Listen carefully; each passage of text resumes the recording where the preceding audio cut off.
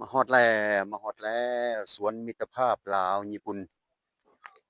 นี่ก็คือสวนซากุระที่เอิ้นกันติดปากติดคออยู่เนาะที่อยู่ที่เมืองเวียงไสมาฮอดแล้วพี่น้องเราจะพาเข้าไปเที่ยวทางไหนเลี้ยวออกไปตะข้างเลี้ยวเข้าไปตะข้างนอกพี่ก็เห็นดอกซากุระบานเฮืองอยู่อ่าสวยงามตระการตาอีหลีนะเดี๋ยวไปแต่ไกลๆพี่นะมื้อนี้ก็พาแสงแดดก็บ่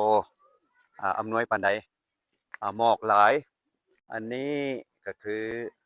อยู่อยู่ในสถานที่สวนมิตรภาพลาวญี่ปุ่นนี่แหละเนาะมีหอวังแสดงอยู่ทางในถ้ามีรายการแสดงต่างๆนานาก็เพิ่นก็สิมาจัดกันอยู่นี่เนาะเลี้ยวเข้าไปใต้จากตะข้างนอกก็สิประมาณนี้พี่น้อง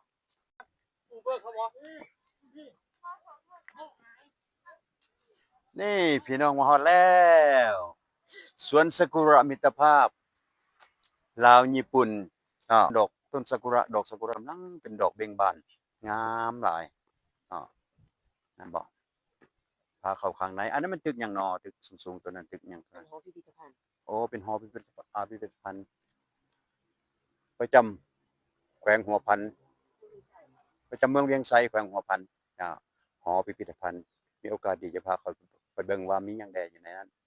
นะเอาตอนนี้เขาแวะเที่ยวชมสวนดอกไม้ซะก่อนเบิ่งดอกไม้ซะก่อนเนาะแฮปปี้แลนด์จ้ะอ่าดินแดนแห่งความสนุกแห่งความสุขใจแฮปปี้แลนด์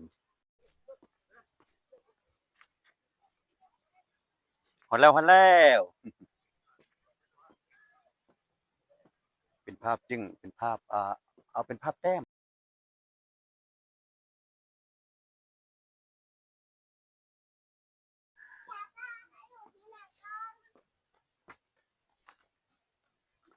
Love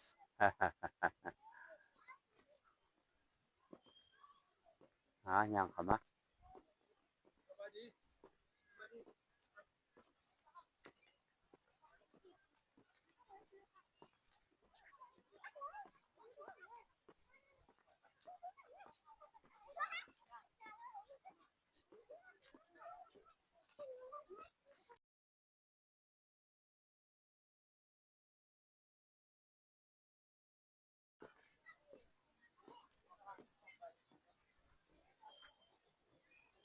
อิ่มเอิมสมใจได้มาเบิ่งความงามเนาะพอใจเลย